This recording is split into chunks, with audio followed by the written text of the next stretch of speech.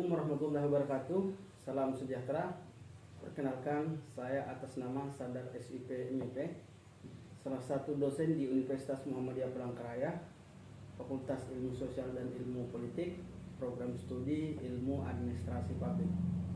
Pada kesempatan kali ini, saya akan menyajikan sebuah video pengajaran yang mana video ini merupakan pernyataan diri dosen pada unjuk kerja Tridharma Perguruan Tinggi atau yang umum kita kenal sebagai PDD UKT-PT pada bidang pengajaran. Video pengajaran ini merupakan salah satu syarat untuk mengikuti sertifikasi dosen. Adapun mata kuliah yang akan saya bawakan adalah mata kuliah desentralisasi dan otonomi daerah. Mata kuliah ini merupakan mata kuliah wajib dengan bobot 2 SKS. Dan mata kuliah ini berlangsung pada semester ganjil. Mata kuliah desentralisasi dan otonomi daerah ini diampu dengan jumlah pertemuan sebanyak 16 kali pertemuan, yang mana 2 pertemuan diantaranya adalah UTS, ujian tengah semester, dan UAS atau ujian akhir semester. Sedangkan 14 pertemuan lainnya adalah proses perkuliahan. Adapun perkuliahan dilakukan secara daring, yaitu dengan via aplikasi Zoom. Pendekatan yang saya lakukan dalam pengajaran ini adalah metode delivery, interaction, dan assessment, yang mana dalam pembelajaran terdapat transfer ilmu pengetahuan kepada para mahasiswa sesuai dengan materi yang telah disiapkan dan tersusun dalam rencana pembelajaran semester atau RPS. Dalam pembelajaran ini tentunya terdapat interaksi dengan mahasiswa dan ada pula interaksi di antara sesama mahasiswa atau interaksi antara para mahasiswa. Dan tentunya terakhir perkuliahan ada proses asesmen atau penilaian yang akan diberikan kepada mahasiswa. Adapun komponen penilaian yang saya berikan kepada mahasiswa mencakup beberapa komponen penting, yaitu kehadiran, kuis, tugas, UTS, dan UAS. Ada 5 komponen utama. Kehadiran, kuis, dan tugas itu berbobot masing-masing 10%. Sedangkan UAS dan UTS itu berbobot masing-masing 35%. Adapun tugas dalam mata kuliah ini ada yang bersifat individu dan ada yang bersifat kelompok. Adapun proses kuliah yang berlangsung menggabungkan beberapa metode pengajaran, yaitu metode ceramah, diskusi, dan proses tanya jawab. Metode ceramah yaitu penyampaian materi kepada mahasiswa terkait dengan desentralisasi dan otonomi daerah. Sedangkan metode diskusi yaitu diskusi di antara sesama mahasiswa. Hal ini dilakukan dengan harapan agar mahasiswa dapat mengasah kemampuan dalam menyampaikan argumentasinya dan bagaimana apresiasi mahasiswa terhadap topik yang sedang dibahas. Adapun tanya jawab dilakukan untuk mengukur sejauh mana pemahaman mahasiswa terhadap mata kuliah yang sedang berjalan. Agar mata kuliah ini mudah dipahami, maka adapun deskripsi singkat mata kuliah ini yaitu mata kuliah desentralisasi dan otonomi daerah mengajarkan bagaimana mengetahui dasar hukum desentralisasi dan otonomi daerah, mengajarkan ciri-ciri desentralisasi dan otonomi daerah khususnya di Indonesia, serta mengajarkan bagaimana membedakan antara otonomi daerah dan daerah otonom. Selama mata kuliah ini berlangsung, ada beberapa sumber referensi yang saya gunakan untuk mendukung proses berjalannya mata kuliah. Di antaranya Widarta tahun 2001, Cara Memahami Otonomi Daerah. Ada Warsito dan kawan-kawan tahun 2001, Manajemen Otonomi Daerah. Kemudian ada Wijaya tahun 2002, Otonomi Daerah dan Daerah Otonom. Juga ada Wardiasmu tahun 2004, Otonomi dan Manajemen Daerah. Kemudian ada Sarundajang tahun 2005, birokrasi dalam otonomi daerah, dan beberapa sumber-sumber lain yang diambil dari jurnal ilmiah.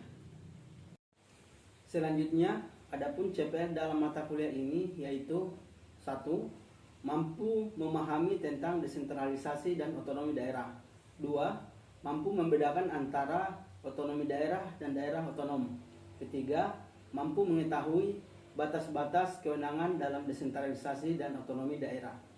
Sedangkan untuk CPNK, yaitu setelah mengikuti perkuliahan ini, mahasiswa diharapkan mampu memahami desentralisasi dan otonomi daerah, mampu memahami perbedaan antara otonomi daerah dan daerah otonom. Demikian deskripsi dari mata kuliah desentralisasi dan otonomi daerah.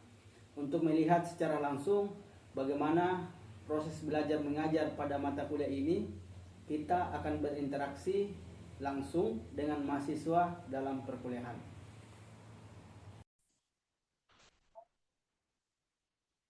Bismillahirrahmanirrahim. Assalamualaikum warahmatullahi wabarakatuh.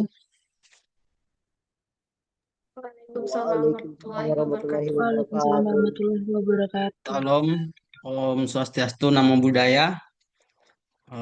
Ini kita salam kalteng ini. Tapi selamat linguna latai, salam sahujud karende melempang, adil katarino, bacuramin kasaruga, basengat kajubata. Pertama-tama, marilah kita senantiasa mengucapkan puji dan syukur kehadirat Tuhan Yang Maha Kuasa, karena atas limpahan rahmat dan karunia-Nya, alhamdulillah, pada pertemuan yang pertama ini kita bisa berhadir bersama-sama untuk melakukan perkuliahan dalam mata kuliah desentralisasi dan otonomi daerah. Baik kawan-kawan sekalian, sebelum kita mulai perkuliahan ini, marilah kita berdoa memohon kepada Tuhan Yang Maha Kuasa agar apa yang kita agendakan hari ini, proses pembelajaran, bisa berjalan dengan lancar, bahkan bisa berjalan sampai akhir semester pada tahun ini. Mari kita berdoa sesuai dengan agama dan kepercayaan kita masing-masing. Berdoa dimulai.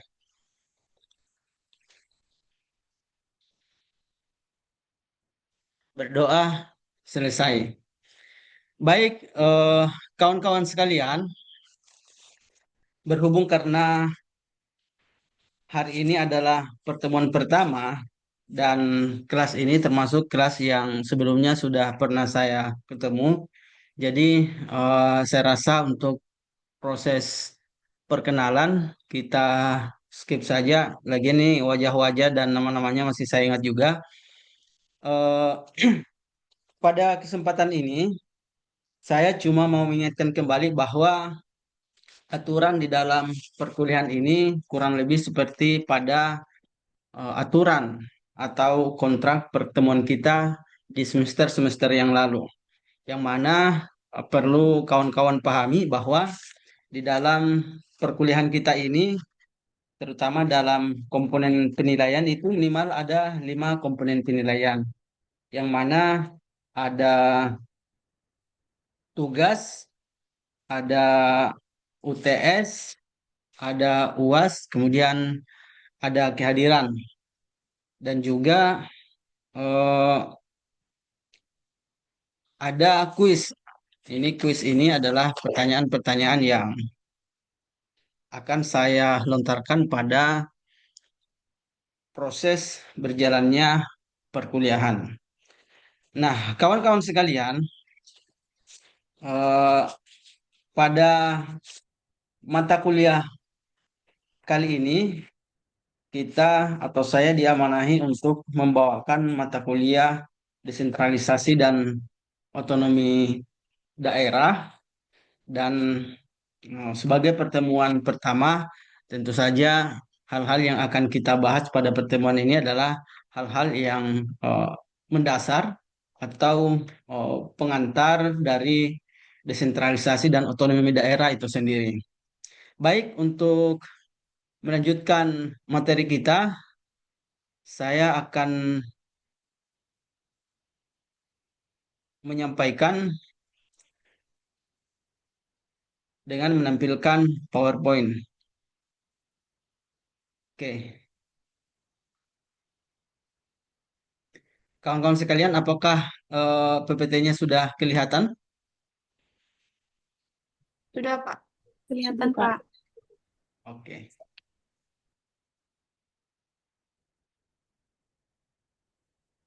Nah, eh,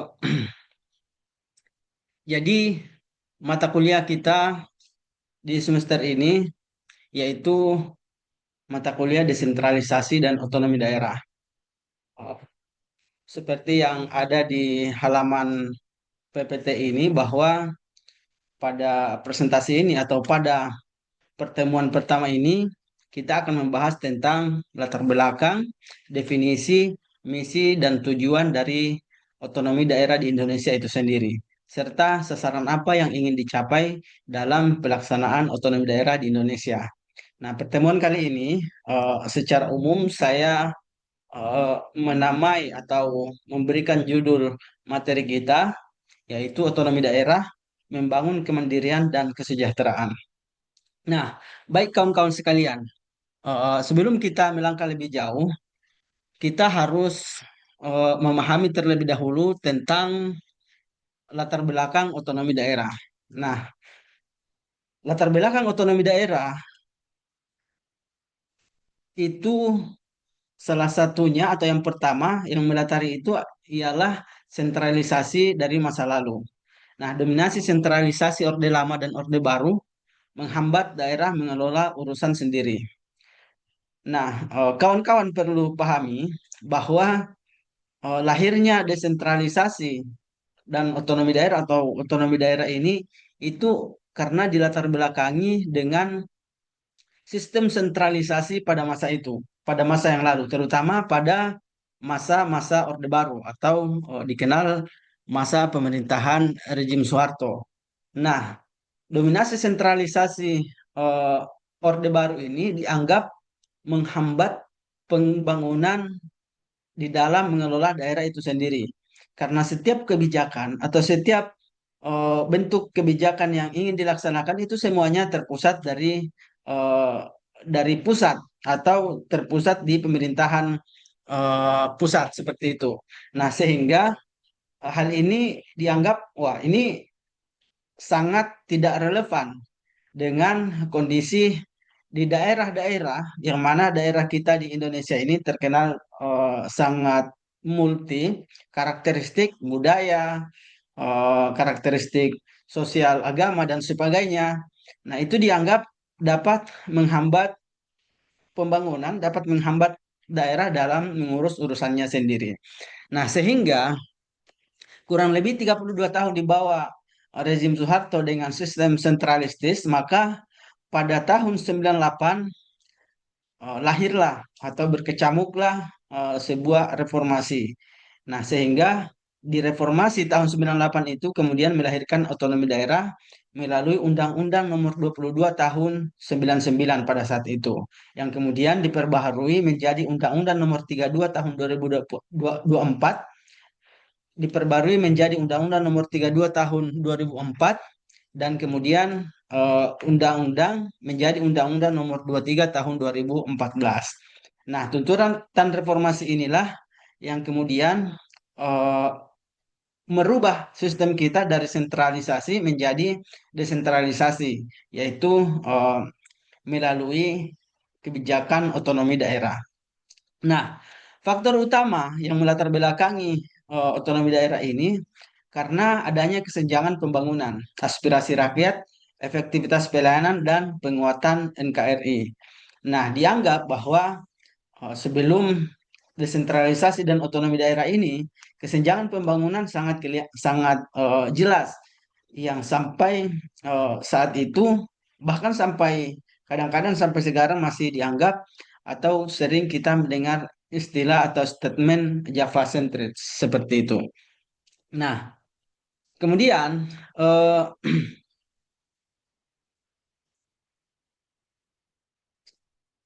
selanjutnya yaitu definisi otonomi daerah. Apa sih otonomi daerah itu?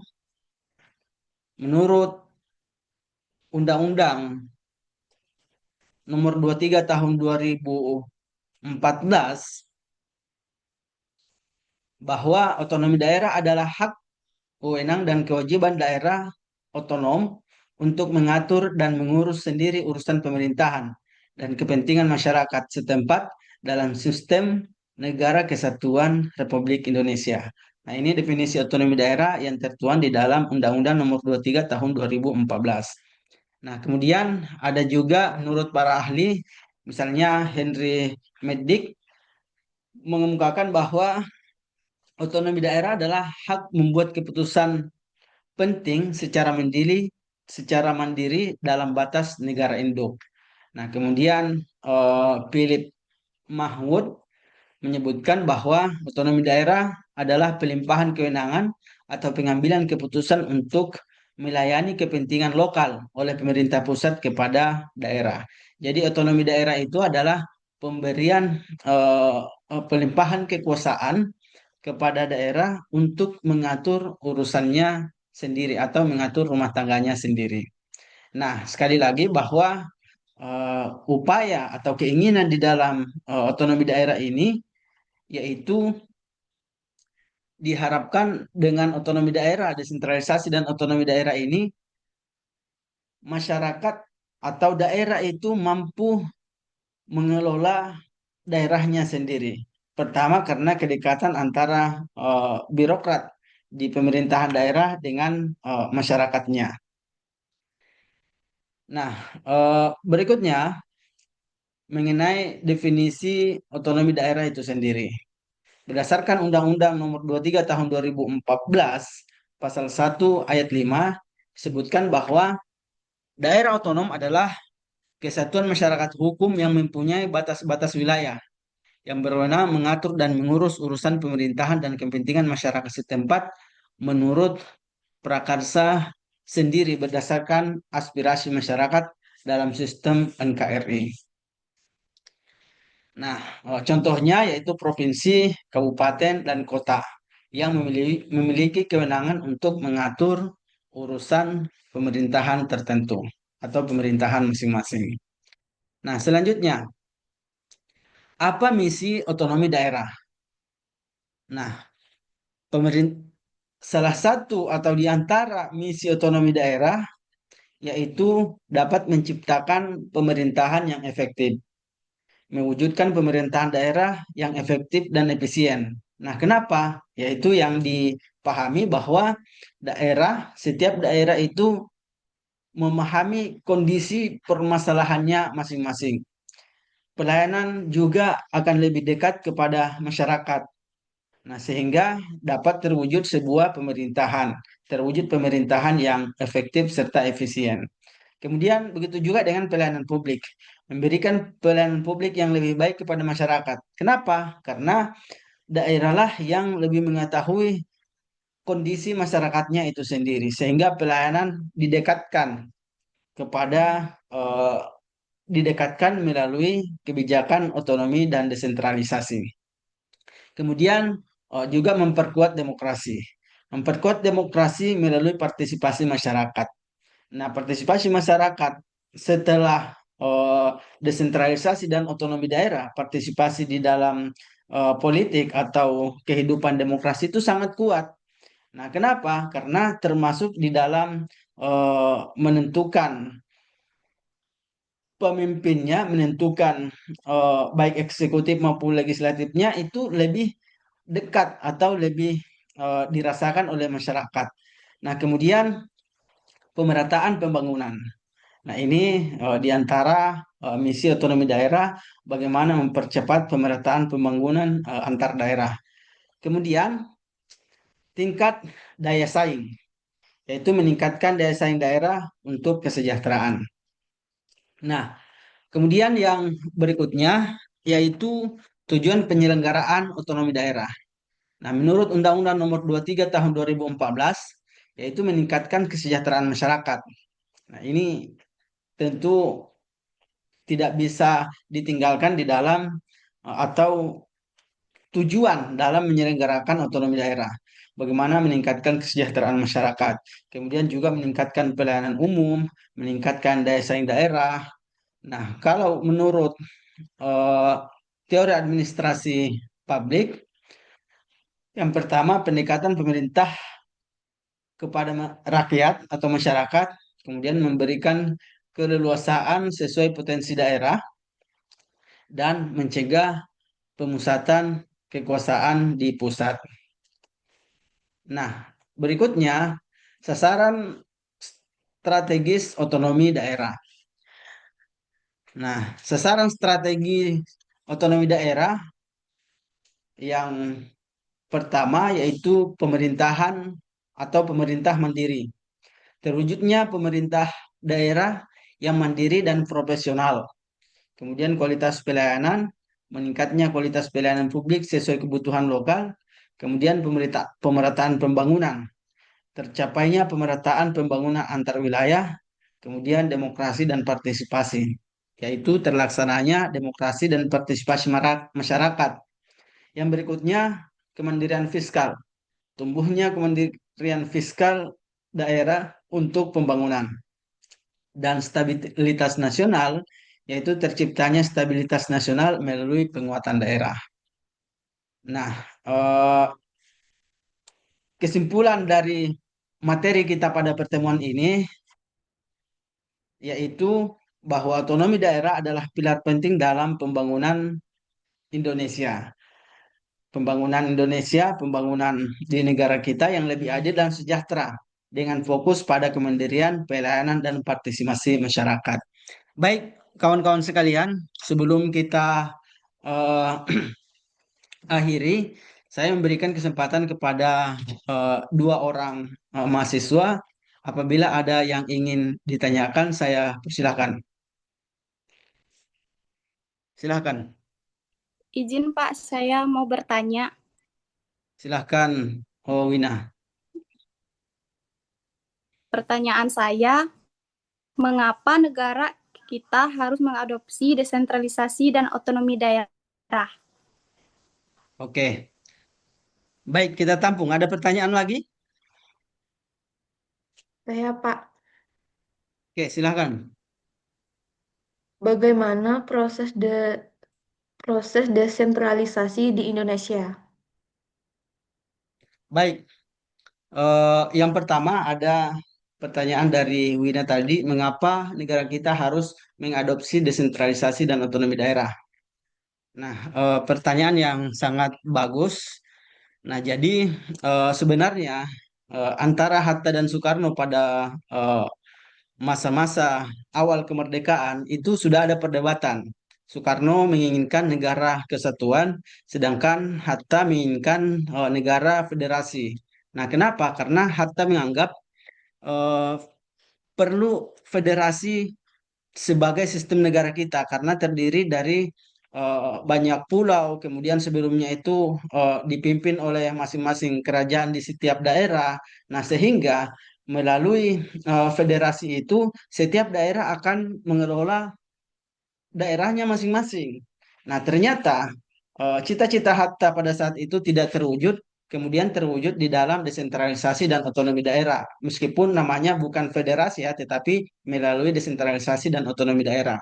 Nah, tujuannya atau mengapa kita harus eh, menggunakan atau mengadopsi desentralisasi dan otonomi daerah? Ya, kita berharap karena negara kita yang terlalu luas, maka perlu untuk memberikan keleluasaan kepada daerah untuk mengatur daerahnya masing-masing. Wina. Yang kedua, pertanyaan dari Sonia, bagaimana proses desentralisasi di Indonesia kita? Nah, sebenarnya ini menjadi sebuah pertanyaan yang kritik juga sebenarnya. Kenapa? Karena kalau kita perhatikan proses desentralisasi dan otonomi daerah kita di Indonesia saat ini memang terjadi pasang surut. Kadang-kadang atau di awal-awal reformasi misalnya kita melihat pelaksanaan otonomi daerah ini dinilai bagus, tetapi lambat laun misalnya dengan beberapa kebijakan-kebijakan di daerah yang ditarik ke pusat, kemudian menjadi sebuah titik kritik terhadap pemerintahan pusat. Misalnya di dalam hal pengelolaan tambang banyak yang kemudian dialihkan atau diambil alih kembali oleh pemerintahan pusat seperti itu. Baik, kawan-kawan sekalian, eh, untuk pertemuan ini kita cukupkan. Karena sebagai pengantar, saya berharap kepada teman-teman sekalian dapat mencatat salah satu tugas tambahan, yaitu bagaimana perjalanan desentralisasi di Indonesia saat ini. Bisa dimulai di periode mulai tahun 98 sampai sekarang atau mengambil periode dari mana. Adapun proses diskusi dan tanya jawab kita akan lanjutkan pada pertemuan berikutnya. Untuk pertemuan hari ini kita cukupkan. Terima kasih atas partisipasi kawan-kawan sekalian. Kita cukupkan dengan sama-sama melapaskan hamdalah. Alhamdulillahirabbil alamin. Nasrun minallah wa fatun karim wa basyiril mu'minin. Assalamualaikum warahmatullahi wabarakatuh. Waalaikumsalam warahmatullahi wabarakatuh. Baik, terima kasih kawan-kawan sekalian. Kita cukupkan ya.